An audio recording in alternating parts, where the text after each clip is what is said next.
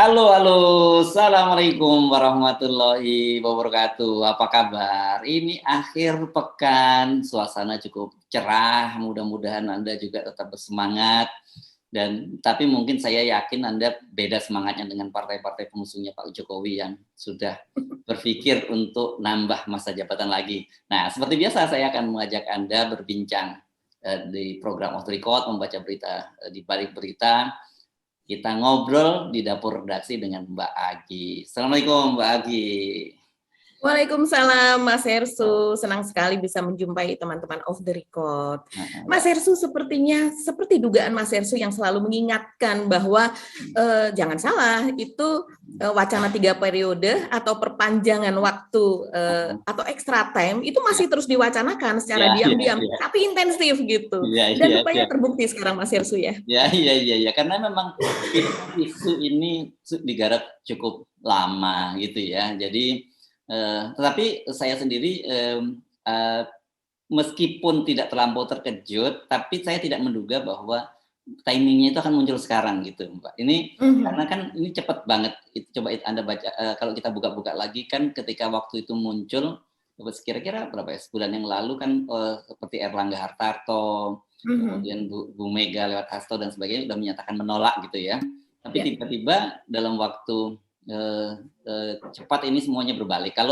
Kalau saya sebenarnya kemarin membuat konten dimulainya itu dengan mundurnya si Giring sebenarnya. Saya lihat mulai tanda-tanda itu, dan sebelumnya ada tukang cendol gitu yang tukang cendol yang dibikin dibikin videonya gitu yang minta agar Pak Jokowi terus menjabat lagi. Terus ada beberapa video jingle-jingle yang sudah disiapkan. Jadi saya menganggap ini serius gitu. Apalagi kemudian muncul wacana akan membuat semacam tap MPR untuk presiden berikutnya agar tetap melanjutkan ibu kota baru gitu. Kalau toh Pak Jokowi juga tetap. Saya lihat, wah ini memang ada kepentingan besar yang tetap mereka berkepentingan agar ya Pak Jokowi tidak selesai pada tahun 2024, karena kalau Pak Jokowi selesai tahun 2024 itu waduh banyak hal-hal yang sekarang mungkin belum rapi, dan ditutup dengan rapi itu akan kebongkar semua itu. Jadi makanya dimulai itu Giring, dia menyatakan bahwa saya mengundurkan diri. Sebenarnya bukan soal pengunduran dirinya Giring, tapi yang kenyataan dia bahwa dia keliling Indonesia dan ternyata rakyat kita itu masih menghendaki pemimpin seperti Pak Jokowi gitu, meskipun dia menyebut terhalang oleh konstitusi. Tapi kan itu bisa diatur kan gitu ya. Nah, terus kalau Muhaimin, saya nggak terlalu kaget, gampang figur seperti Muhaimin ini gampang di blackmail, punya kasus lama yang pak lah, ayo ngomong nggak kamu gitu. Kalau kamu nggak ngomong, kasusnya yang kalau bagi orang lain itu menyenangkan dicari gitu ya, duren gitu ya. Kalau bagi dia dengar kata duren mungkin udah wah gitu. Iya. Pak Zulkifli Hasan saya juga nggak kaget kan gitu ya, soal yang kayak gini. Nah tapi kan yang menarik kan kemudian muncul Erlangga Hartarto ya. Bagaimanapun juga kan dia salah satu kandidat presiden, dan kemarin belum lama, saya kira 2 pekan yang lalu ya, senior Golkar Pak Abu Rizal Bakri yang pasang badan kalau ada yang mengganggu pencalonannya Pak Erlangga Hartarto sekarang, terus tiba-tiba hanya nggak sampai 2 pekan saya kira sudah sekarang berbalik kanan, meskipun sebenarnya belum ada pernyataan resmi dari Golkar ya, dari Pak Erlangga kan nyebutnya bahwa ada aspirasi dari petani sawit, tapi kemudian statement pengurus-pengurus yang lain itu yang menguatkan itu, gitu Mbak. Ya, Mas Hersu, kalau saya sih ya sebagai ibu rumah tangga begitu, saya membayangkannya, oke, berarti dari 2 tahun lagi 2024, kemudian 2017, berarti 5 tahun lagi, berarti ibu-ibu ini harus siap selama 5 tahun ke depan itu untuk mengantri minyak goreng, ya. Terus kemudian untuk cari-cari gula atau membiasakan diri dengan teh pahit gitu, kopi pahit gitu ya, semuanya serba ya tidak dengan adanya kelangkaan gula.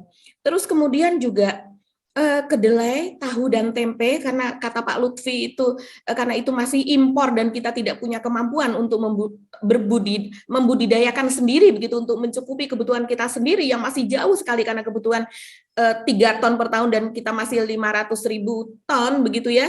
Nah, itu artinya adalah kita mungkin tempe kita akan setipis ATM itu tadi begitu. Nah, terus kemudian yang lain-lainnya sepertinya menyusul seperti daging sapi dan sebagainya, dan kita tidak tahu apa lagi yang akan menjadi langka di negara ini selama 5 tahun ke depan gitu. Kalau seandainya dengan catatan bahwa pemerintah yang merangkap sebagai politikus, yang merangkap sebagai penguasa yang merangkap sebagai pengusaha itu tadi sibuk dengan hal tersebut gitu, sibuk dengan dirinya sendiri, dengan partainya, dengan kekuasaannya. Sebenarnya gini, terus Mbak, siapa yang ngurusin kita ini, Mas Hersu? Sebenarnya kalau kelangkaan tadi itu ya, kelangkaan minyak goreng, kelangkaan itu sebenarnya kalau punya niat itu dan kemauan bisa diatasi. Yang susah itu kalau udah kelangkaan akal sehat, gitu, kelangkaan moralitas itu yang saya kira berat, dan itu yang terjadi. Kan kita kemudian sekarang menjadi ngeh kan, oh kenapa kok tiba-tiba bermunculan berbagai survei yang menunjukkan bahwa tingkat kepuasan terhadap Pak Jokowi itu sangat tinggi gitu, Jokowi Maruf sangat tinggi.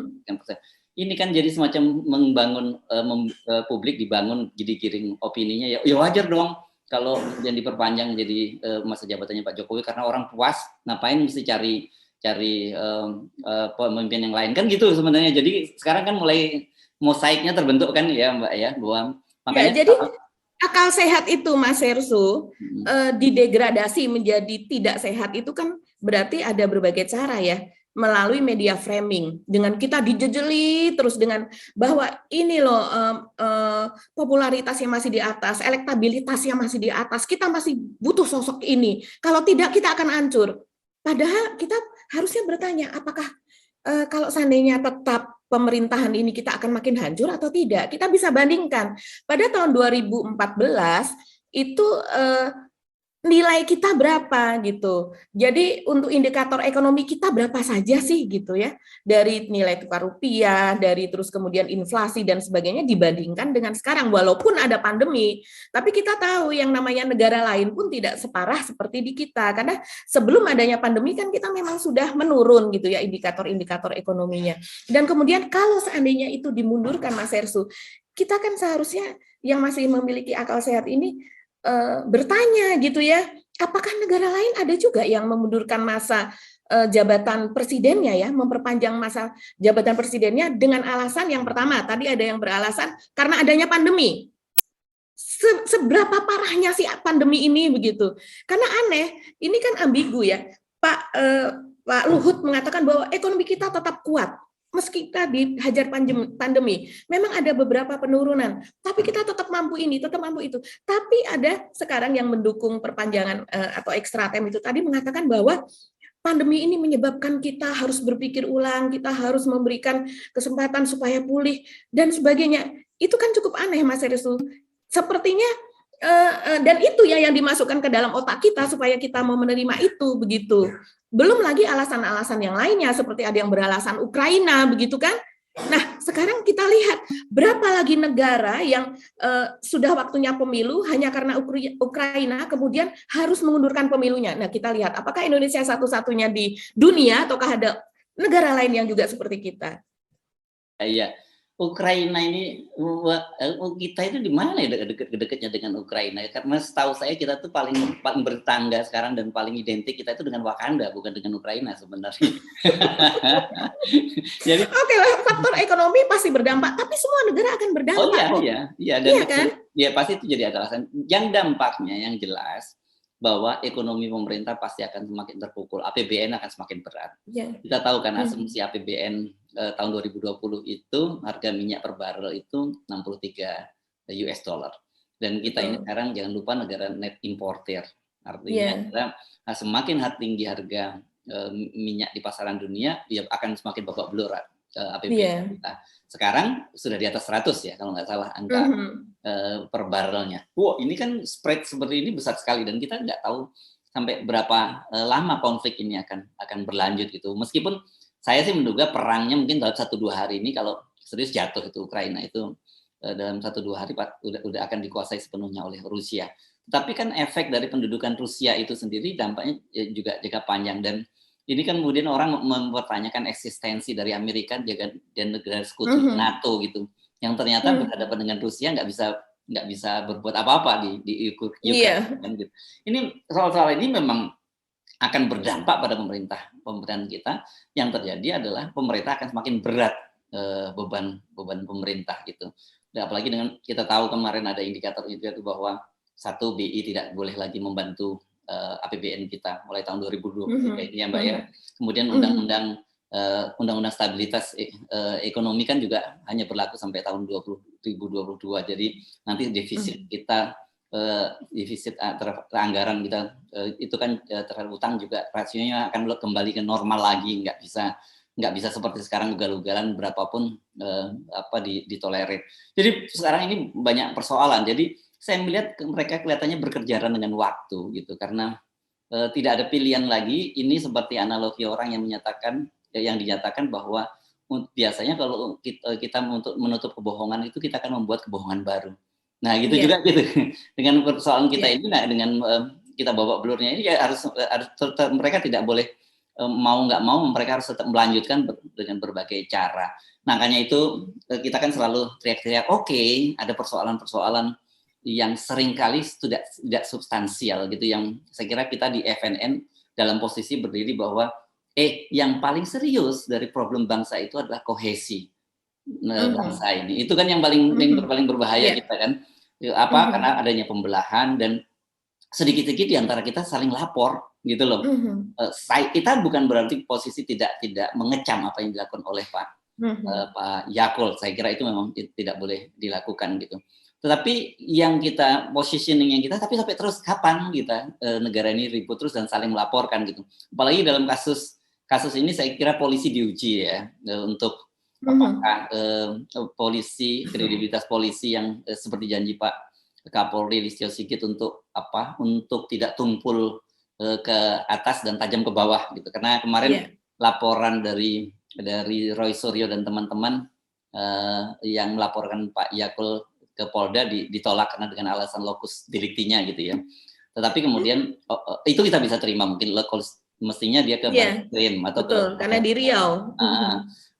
Tapi kemudian kenapa laporan dari BP Ansor terhadap Roy Suryo itu langsung diterima kan gitu-gitu, walaupun sebenarnya dari sisi perkapnya Kapolri, pedoman Kapolri mesti nggak boleh diterima karena yang melaporkan yang bersangkutan kan gitu. Iya, legal standing-nya tidak ada. Ini kan sebenarnya kalau tiap hari kita sibuk urusan begini-begini, nanti hal agenda-agenda besar seperti yang sekarang terjadi, tiba-tiba ada kelompok orang yang menelikung di belakang layar seperti kasus 3 penambahan waktunya, Pak, Anda nyebutnya extra time, Pak, kayak main bola aja. Perpanjangan waktu ya. Atau nanti akan ada presiden extended version gitu kan. Kalau di lagu suka ada yang versi 3 menitnya, versi 5 menit gitu. Ya, jadi ini banyak sekali persoalan bangsa ini. Saya melihatnya berat dan ini nggak mudah loh Mbak soal 3 periode ini, karena saya kira masih ada partai-partai lain seperti Nasdem sudah bicara, demokrasi. Walaupun bicara, kadang-kadang Demokrat ini mesti kita tunggu bener nggak nih ngomongnya nih soal undang-undang ibu kota negara. Akhirnya walaupun kritis ujung-ujungnya juga mendukung IKN ini. Saya mesti memberikan catatan dengan dengan spidol merah besar terhadap sikap Demokrat ini gitu. Kemudian, betul. Terus PDIP sendiri ini saya kira memang akan panjang ceritanya. Tetapi belajar dari pengalaman kemarin, kelihatannya walaupun ribut seperti apa, tiba-tiba ujungnya partai koalisi pemerintah ini sepakat untuk hal-hal yang sebenarnya bertentangan dengan kepentingan publik kan. Iya, betul. Dan kalau kita setelah partai-partai ini setuju begitu ya, katakanlah sekarang Nasdem keras sih penolakannya begitu. Terus kemudian P3 juga masih akan melihat-lihat. Demokrat juga sepertinya ya itu tadi kata Mas Hersu menolak, tapi kita seringkali ujung-ujungnya seperti IKN begitu ya, menolak keras gitu di dunia maya begitu, perjuangan di dunia maya gitu. Tapi ternyata belakangan hanya dengan catatan, menerima dengan catatan, itu hampir tidak ada artinya sama sekali. Nah sekarang tinggal di Pak Jokowinya. Dan Pak Jokowi kita ya ada catatan tersendiri, yaitu ketika menjadi Gubernur DKI Jakarta mengatakan saya tidak pernah nggak mikir gitu kan ya, copras karena wartawan selalu menanyakan itu gitu. Tapi ternyata akhirnya tuh ini juga gitu mencalonkan diri juga. Nah, kalau dari soal 3 periode ini kita bisa lihat di YouTube Sekretariat Presiden pada hari Senin tanggal 15 Maret 2021 Pak Jokowi mengatakan, saya tegaskan saya tidak ada niat, tidak ada juga berminat menjadi presiden 3 periode. Begitu kata Pak Jokowi. Begitu juga tanggal 2 sebelumnya ya, jauh sebelumnya, yaitu tanggal pada 2019 ketika dia mulai mewacanakan IKN ketika itu. Tanggal 2 Desember 2019. Usulan itu menjerumuskan saya. Jadi kata beliau menjerumuskan gitu. Itu lewat akun Twitter resminya yang bercentang biru @jokowi. Kemudian ada juga yang katanya ini ada yang mau menampar muka saya begitu. Masih ingat Mas Heru kan ya? Nah, itu menyebut ada yang ingin menampar dan mencari muka kepadanya. Jadi Pak Jokowi mengatakan, ada yang ngomong presiden dipilih 3 periode. Itu ada 3. Ingin menampar muka saya, ingin cari muka, padahal saya punya muka. Ketiga, ingin menjerumuskan. Ya. Itu saja sudah saya sampaikan. Dia mengatakan begitu. Saya kan sudah bolak-balik jawab katanya. Kan itu 3 periode, bukan ditambah. Ini kan cuma nambah. Iya betul. Ini betul memang 3 periode. Tapi Mas Ersu, kita kan tahu ini arahnya kemana. Kalau seandainya ada extra term, ya itu sudah mengubah dari UUD. Tidak tertutup kemungkinan. Kemudian sesudah itu pun akan ada 3 periode lagi. Kan di mana-mana ada wacana seumur hidup pula begitu. Jadi kan tahapannya adalah extra time, sesudah itu 3 periode, 5 tahun, sesudah itu bisa jadi wacana untuk seumur hidup begitu. Kan ini kan sesuai dengan kepentingan-kepentingan gitu. Kepentingan orang per orang, partai maupun oligarki. Yang ini yang mau extra time aja tidak terbayang di pikiran kita sebelumnya kok. Ya, jadi bukan tidak mungkin bahwa ditambah lagi 3 periode sesudah tahun 2017 dan kemudian seumur hidup, itu pun akan juga bisa saja diwacanakan dan bisa saja terjadi. Jadi gitu ya, emak-emak berpikirnya, waduh kalau perpanjangan berarti akan perpanjang lagi antri minyak goreng. Akan kelangkaan tempe akan diperpanjang. Kelangkaan daging, oke lah daging ini mungkin tidak semua orang Indonesia makan daging, tapi tetap aja itu jadi hal yang sangat serius gitu. Nah makanya kan sebenarnya kemarin juga saya mempersoalkan bagaimana mungkin masyarakat bisa puas, tapi bersamaan itu mereka harus antri berjam-jam mencari minyak goreng gitu. Ada yang sampai jalan sampai puluhan jam untuk emak-emak mencari minyak goreng. Kok bisa puas gitu? Saya yang lagi mikir-mikir ini yang salah. Satu jelas lembaga surveinya salah apa benar, yang kedua rakyatnya yang kalau betul lembaga surveinya berarti rakyatnya yang salah gitu, yang ketiga yang salah saya gitu atau Anda juga gitu. Kenapa sih berpikirnya nggak seperti orang-orang lain gitu yang melihat bahwa nerimo dengan segala sesuatunya dan merasa bahwa emang memuaskan Pak Jokowi itu kan gitu. Iya, betul. Jadi akal sehat itu terbentuknya dari akal sehat itu betul bisa melalui media itu tadi ya, melalui framing. Terus kemudian bagaimana cara memframing? Nah ini harus kita beritahukan juga ke pemirsa Off the Record, yaitu dengan cara memilih orang yang kita wawancarai itu memang sesuai dengan tujuan kita. Ini sebenarnya hampir sama sih dengan metode survei.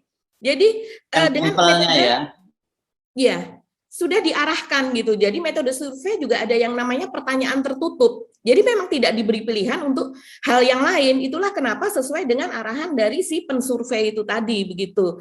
Nah, media itu juga seperti itu. Bayangkan, ada yang hanya diwawancara itu 1 orang dan orang itu menyetujui untuk extra time atau perpanjangan masa jabatan presiden ini tadi, dan itu sudah cukup menjadi judul berita. Ini kan luar biasa sekali begitu ya. Padahal kalau kita sebagai jurnalis itu diarahkan dari awal begitu ya, agar cover both side, terus kemudian memikirkan suara dari berbagai level, dari berbagai gender gitu. Gender ada 2, jadi dua-duanya kita cover. Misalnya kita melakukan vox pop terhadap sesuatu gitu ya. Kita diajarkan dulu dari senior kita bahwa wawancara yang laki-laki dan yang perempuan, yang usia muda dan usia tua, terus kemudian yang pendidikan tinggi, pendidikan rendah. Katakanlah kita menanyakan soal kenaikan harga BBM. itu cukup mewakili begitu Mas Hersu. Tapi kalau sekarang itu tidak begitu loh. Kalau wawancara emak-emak, ya wawancara emak-emak yang di Jakarta, yang di pinggir Jakarta, yang menengah, terus kemudian yang menengah ke bawah, kan seperti itu mewakili semua suara begitu ya. Kalau sekarang tidak. Jadi media pun juga dalam hal ini memiliki kontribusi besar begitu terhadap akal sehat yang terbentuk di benak kita. Nah, yang kedua, akal sehat itu menjadi terdegradasi, yaitu karena vitamin-vitamin itu tadi berkurang. Minyak goreng, gula, daging, kedelai, ya itu sumber-sumber nutrisi atau protein nabati begitu yang paling murah itu berkurang. Dan kemudian keuangan yang merosot, apalagi memikirkan tiap hari kan mikir, aduh saya harus ikut BPJS, aduh saya nanti urus SIM harus ikut BPJS, saya pengen buka usaha UKM, nanti harus ikut BPJS, ini gimana? Padahal saya belum tentu bisa membayar BPJS. Begitu juga dengan orang yang di PHK mau mencairkan masih belum bisa, walaupun sekarang akan ada revisi tapi masih belum ada kepastiannya. Nah, itu menyebabkan kita marah, kita kesal, kantongnya kempes gitu ya. Itu menyebabkan akal sehatnya juga berkurang Mas Hersu. Dan itu bisa menyebabkan kita menyakiti orang lain. Kita menjadi ke orang lain itu tega begitu ya. Ya, namanya orang kalau ini yang harusnya kita saling berkasih sayang, orang menyebabkan tega juga melakukan kriminalitas. Ya. Ini nanti gini, kira-kira kita sebagai panduan saja. Ini tahapan-tahapannya sudah dimulai. Ini sebenarnya ini mengulang pola Pilpres tahun 2014 dan 2019. Tapi yang paling kelihatan adalah pola 2019. Jadi akan ada lembaga-lembaga survei yang membuat survei dan itu tahapannya sudah berlangsung. Kemudian ada penggiringan publik opini yang mulai ada tukang cendol yang mulai minta diperpanjang, kemudian partai-partai akan mulai diperpanjang. Nanti jangan kaget kalau kemudian muncul juga para intelektual, kemudian dari ormas-ormas yang polanya akan membuat semacam kebulatan tekad gitu. Jadi kalau itu mulai muncul, nah itu akan terjadi. Dan kemudian media seperti Anda sebutkan tadi diarahkan untuk banyak mengamplifikasi statement-statement yang berkaitan dengan persetujuan untuk 3 periode. Saya kira ini dengan kekuatan uang itu bisa dilakukan. Ini kita tinggal amati saja arahnya nanti kira-kira begitu. Tapi ini masih tarik menarik dan kita berharap mudah-mudahan partai-partai politik besar, karena saya kira kata kuncinya nanti di PDIP dan Gerindra ya Mbak ya. Iya betul. Dan ada satu lagi yaitu pembungkaman. Baik pembungkaman itu lewat di take down-nya akun-akun di media sosial yang kritis maupun ancaman-ancaman begitu. Jadi lewat buzzer yang terus kemudian misalnya ada kan buzzer yang setiap kali dia ada target gitu ya, dia memposting sebuah target yang ditarget itu misalnya taruhlah namanya siapa begitu, dia sudah mendapatkan informasi lebih dulu seakan-akan ingin menyatakan demikian dan ternyata siapa yang ditarget itu memang kena gitu, memang dibui, diciduk gitu, diperkarakan, dilaporkan. Nah, cara-cara seperti itu ya memang cukup efektif sih untuk membungkam suara kritis. Jadi amati saja dalam beberapa pekan ke depan tadi skenario tahapannya sampai di mana yang mulai berjalan, artinya Anda mulai tahu di mana tahapan itu dan akan kemana arahnya itu kita sudah mulai paham. Kita pindah ke topik yang lain ya Mbak Agi. Ada nah ini biasanya ngerti yang paham begini emak-emak nih soal yang ribut-ribut soal desainer kita yang katanya buat penjualan organ manusia itu di Brazil itu gimana ceritanya itu menarik juga menurut saya. Iya Mas Hersu, itu ada seorang desainer kita itu yang dimention gitu ya, disebut oleh Kepolisian Federal Brazil itu sebagai pemesan organ tubuh manusia. Wah ini ngeri, karena itu kan ilegal ya. Biasanya seseorang mendonorkan gitu ya, misalnya sakit, terus kemudian sakitnya itu karena menderita penyakit yang langka. Nah, biasanya terus kemudian akan diminta atau dia dengan sukarela mendonorkan tubuhnya yang sudah wafat gitu ya, sudah meninggal itu tadi, jasadnya dipakai sebagai bahan penelitian. Nah, bahan penelitian ini tidak boleh diperjualbelikan. Gitu, itu yang resmi. Kalau yang tidak resmi seperti kita tahu di Indonesia pun juga ada, di Sri Lanka, kita tahu di Iran dan sebagainya, di Cina gitu ya, sangat terkenal, yaitu mengenai jual beli organ manusia di pasar gelap gitu. Nah, ini pada tanggal 22 kemarin ada penggerebekan di sebuah universitas di Brazil, di sebuah kota di sana, dan kemudian polisi yang melakukan, memang indikasinya dilakukan penggerebekan karena ada kecurigaan adanya organ manusia yang diperdagangkan begitu di laboratorium tersebut asalnya. Dan kemudian ketika dilakukan penggerebekan diketahui bahwa ada sebuah pesanan yang sedang on the way ke Singapura. Nah, pesanan itu kabarnya dari hasil penyidikan itu diketahui bahwa dipesan oleh seorang desainer dari Indonesia yang akan digunakan untuk sebagai bahan dari baju dan aksesoris begitu. Itu menurut kabar dari sana. Dan kabarnya pesanan itu adalah berupa 3 buah plasenta dan 1 buah anggota tubuh begitu. Nah, anggota tubuh ini ada yang menyebut media, ada yang menyebut berupa tangan, potongan tangan, ada yang menyebut potongan kaki. Wah, ini ngeri sekali kan ya. Dan kemudian ternyata orang itu namanya, kalau yang disebut di berbagai media adalah namanya AP begitu ya, Arnold Putra. Nah, dia adalah seorang desainer kelahiran tahun 95, Arnold Putra ini, dan katanya adalah, sampai sekarang saya juga masih belum tahu keluarganya siapa, tapi katanya crazy rich lah, kaya raya, keluarga dari Jakarta. Dia hobinya keliling dunia dan sekarang sedang berada, sering menetapnya adalah di Los Angeles, Amerika, tapi juga sering pulang ke Indonesia dari berbagai status Instagramnya, yaitu status Instagramnya adalah @by_Arnold_Putra. Dan masih belum ditutup. Jadi di situ kita bisa melihat berbagai postingannya memang, oh rupanya dia memiliki dark side gitu ya, seperti sisi-sisi gelap, karena postingannya memang ngeri, cenderung ada darah di situ, ada bagian-bagian tubuh, terus kemudian dari gambar-gambarnya seperti itu, Mas Hersu. Dan sekarang masih dalam penyelidikan, jadi pihak kepolisian Indonesia masih berkoordinasi lewat Interpol ya dengan kepolisian Brazil untuk menangani masalah ini. Tapi dari DPR sudah bersuara, meminta bahwa ini harus diproses secara hukum, karena ini betul-betul sadis dan tidak boleh gitu ya di negara seperti kita, dan saya rasa di negara manapun. Ini si Arnold ini pada tahun 2016 itu memposting sebuah karya dia ya, yang sebuah tas begitu yang di bagian pegangannya atau handle-nya itu terbuat dari tulang belakangnya seorang anak yang menderita osteoporosis tadinya. Begitu. Ini kita bisa lihat di sini bagaimana bentuk dari tas yang katanya berharga sekitar 70 juta lebih. Begitu. Itu Mas Hersu. Dan ini ada ya peminatnya ya, aksesoris macam ini ya. Aduh. Benar-benar ini anu ya, niche market gitu ya, betul-betul ceruknya kecil, tapi saya kira karena berkaitan dengan organ-organ tubuh manusia ini, saya kira ini sangat mengerikan ya. Oke, tapi ini lagi kabar bahwa Indonesia kemudian muncul di pemberitaan internasional, tapi kok ya yang fungsinya selalu negatif gitu. Oke, kita tinggalkan saja deh ini kasus Arnold Putra, kita akan ikuti saja, dan seperti kita ingatkan bahwa ini nggak akan berpengaruh terhadap menyebabkan minyak tidak menjadi langka lagi ini jadi hanya bagian dari noise saja gitu ya.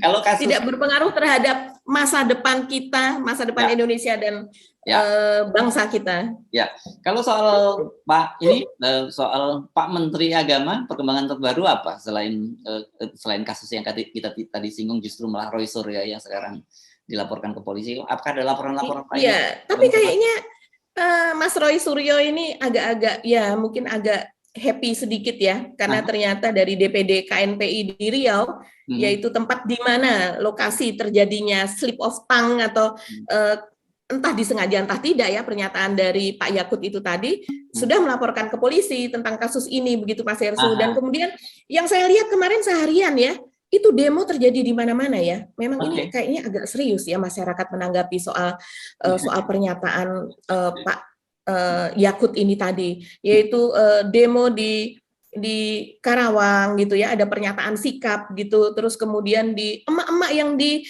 Polda Sumatera Utara itu saya lihat di YouTube ramai sekali dan emaknya sangat vokal. Saya sampai heran, ternyata emak di daerah itu nggak kalah dengan emak-emak yang di Jakarta. Oke, tapi yang jujur yang menurut saya agak mengejutkan kok yang muncul pertama kali melaporkan Roy Suryo, kan ini kan sebenarnya tampang dia profil dia ini bukan kadrun ini.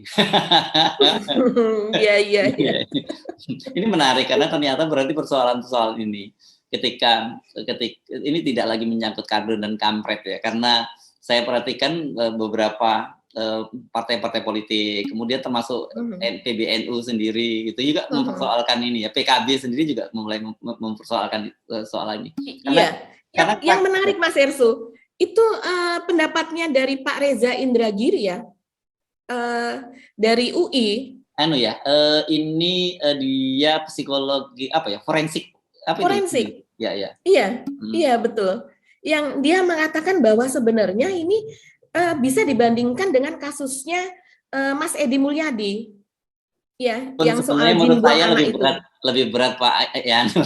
Iya, tapi dari pilihan katanya, diksinya, dia bisa taruhlah Edi Mulyadi ini tidak ada hubungannya dengan agama ya di sana, karena tingkatan agama ini walau bagaimanapun agama adalah wewenangnya atau itu wilayahnya Allah gitu, wilayahnya Tuhan begitu ya, bukan wilayah kita untuk mengotak-atik begitu kan. Nah, tapi diksi yang digunakan yaitu soal jin dan anjing, menurut dia ini sama rendahnya begitu. Metafora yang digunakan ini sama rendahnya, dan kemudian ini harusnya diperlakukan sama pula begitu. Jadi tidak adil. Jadi polisi kalau ingin meraih kepercayaan, ingin merebut kepercayaan dari publik, dari rakyat, itu harus memperlakukan keduanya sama-sama diproses gitu. Entah nanti endingnya bagaimana, pertarungan di pengadilan ya, tapi harus sama-sama diproses gitu. Itu untuk equality begitu. Ya, walaupun sebenarnya posisi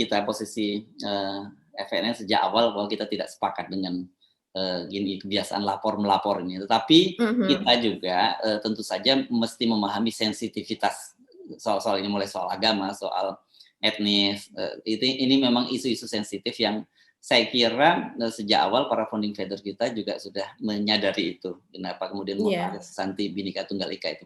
Tetapi bukan berarti kemudian setiap kali yang terjadi sekarang kan kesannya orang saling menunggu ya. Kalau ada yang terpleset, ada nungguin gitu, kapan dia terpleset gitu ya. Kemudian dicari-cari dan kemudian dengan begitu dilaporkan ke polisi. Saya kira ini kalau terus-menerus seperti ini, gitu bangsa ini mau jadi apa gitu. Tiap hari kerjaannya cuma melototin media sosial, melototin channel-channel YouTube, mencari orang-orang yang dianggap berseberangan dengan kita, kemudian dicari kapan selionya dan kemudian tinggal dilaporkan ke polisi. Ini betul-betul nggak sehat, dan saya kira ini hanya terjadi di Indonesia deh sejauh ini. Kalau saya baca-baca berita, nggak ada tuh di negara lain, termasuk tetangga kita misalnya seperti Malaysia, Singapura gitu, yang seperti ini, atau di negara lain deh. Ya hanya di Indonesia dan di Bakanda saya kira yang terjadi hal semacam ini. Kalau saya melihat ini justru rakyat memang dididik untuk begitu ya. Jadi sejak keberadaan buzzer, jadi ada buzzer yang didanai ini, yang hobi lapor-melapor ini kan buzzer gitu ya. Terus kemudian diikuti oleh organisasi tertentu. Nah, rakyat ini mengikuti. Terus kemudian pegiat sosial yang lawannya ini mengikuti juga begitu, jadi saling balas membalas gitu. Tapi kalau awal-awalnya dulu saya rasa tidak ada ya, tidak ada. Dan ini kan yang kalau kita pernah ini hanya saya kira gini, ini seperti novel lama ya, novel Orwell ya, George Orwell yang 1984 itu ya. Itu kan disebut gitu ya, kita ada big brother gitu yang mengawasi kita semua, dan dalam dunia nyata itu mungkin dalam kadar-kadar tertentu terjadi pada masa Uni Soviet dulu ya, di mana rakyatnya saling memata-matai dan kemudian melaporkan ke penguasa gitu, ke aparat intelijen. Nah di Indonesia yang terjadi lebih terbuka gitu, karena orang ngamati dan kemudian yang dilaporkan polisi. Saya kira sudah benar kalau polisi kemudian mengedepankan restoratif justice. Jadi setiap kali ada kayak gini sudahlah dimediasi aja. Kenapa mesti dilanjutkan ke kasus hukum? Karena nggak ada faedahnya sama sekali kasus-kasus macam ini. Tapi again kita mengingatkan bahwa bukan berarti nganggap bahwa apa yang dilakukan oleh Pak Menteri Agama ini soal yang sepele, apalagi beliau kan pejabat publik. Harusnya yang hal begini beliau punya sensitivitas juga. Saya kira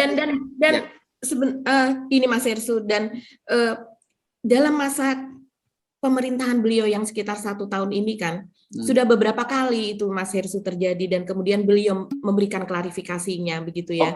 Soal dijabat sebagai Menteri Agama maksudnya ya? Sebagai Menteri Agama menggantikan Pak Fahru Razi. Ya? Iya, betul. Blunder-blundernya itu seperti misalnya perlindungan terhadap Ahmadiyah dan Syiah begitu kan, dan akan meninjau gitu. Mungkin beliau tidak memakai kalimat meninjau, tapi kurang lebih begitu artinya ketika menjawab pertanyaan dari media tentang SKB 3 Menteri terhadap Ahmadiyah begitu. Nah, terus kemudian direvisi bahwa itu maksud saya adalah tentang kesetaraan sebagai manusia, bukan saya terhadap jemaahnya, diklarifikasi. Terus kemudian juga seperti ucapan selamat hari raya kepada komunitas Bahai gitu ya, itu sebuah di luar mungkin dianggap sebagai agama. Di sini kan tidak ada agama resmi Bahai. Sementara dia juga terhadap perlakuannya terhadap misalnya terhadap umat muslim yang umat mayoritas ini demikian, ya seperti tadi itu seperti azan dan sebagainya dia ini, tapi terhadap begitu ramahnya terhadap agama lain, ingin memperlihatkan begitu tingginya rasa pluralitas dia, kan seolah-olah seperti itu. Begitu juga yang lain-lainnya, yang offset itu tadilah yang kemudian menumpuk, saya rasa begitu. Jadi orang, masyarakat kita melihat ini, kalau mungkin kalau baru sekali saja tidak terlalu ya, tapi karena sudah berkali-kali. Nah ini mudah-mudahan menjadi pelajaran bagi pejabat yang lain ya Mas Ersu.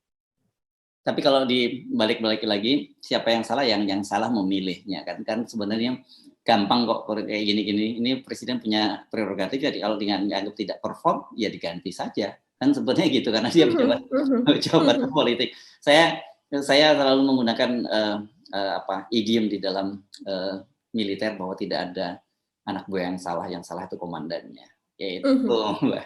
Oke, Mbak Agi, kita mesti mengakhiri. Nggak terasa sudah cukup panjang juga kita ngobrol. Tapi satu lagi saya kira pesan kita yang perlu kita sampaikan pada publik, kita mesti mulai bisa memilah-milah mana isu-isu yang memang harus terus kita terus kawal, kita amati karena berkaitan ini perkembangan dan juga masa depan bangsa kita, mana isu-isu yang temporer yang sebenarnya juga banyak juga isu-isu sengaja diciptakan itu untuk mengalihkan fokus perhatian publik gitu. Ada agenda besar sebenarnya yang sedang mereka siapkan, dan nanti ketika kita sibuk dengan berbagai isu-isu yang tidak substansial, nanti hal-hal yang substansial seperti perpanjangan masa jabatan presiden ini diam-diam kemudian mulus begitu saja, seperti undang-undang lain yang kemarin juga banyak lolos di parlemen ya Pak ya. Ini penting kita terus mengawal hal-hal semacam itu. Saya menyebutnya dengan Bung Rocky sebagai mana yang voice dan mana yang noise gitu ya. Jadi voice yang harus selalu kita kawal. Itu Mbak Agi. Oke, Mas Hersu, semoga kehidupan kita menjadi lebih baik ke depannya ya. Dan semua orang speak up. Jadi tidak saling mengandalkan. Ayo ya, kita semua speak up untuk Indonesia yang lebih baik, karena kita saat ini Indonesia tidak sedang baik-baik saja. Nah, kalau udah gitu balik ini babnya ke janji Allah dalam Al-Quran disebutkan bahwa bersama dengan kesulitan itu pasti akan ada kemudahan. Nah, jadi kita percayalah. Jadi jangan putus asa dulu. Orang udah bilang, udah banyak sekali saya di workshop udah bilang habis kita udah selesai, kita enggak. Saya kira gitu. Sesuatu itu pasti akan ada batasnya gitu ya. Kalau kemudian sudah pembusukan terjadi di mana-mana ya itu tinggal tunggu hancurnya saja kan gitu.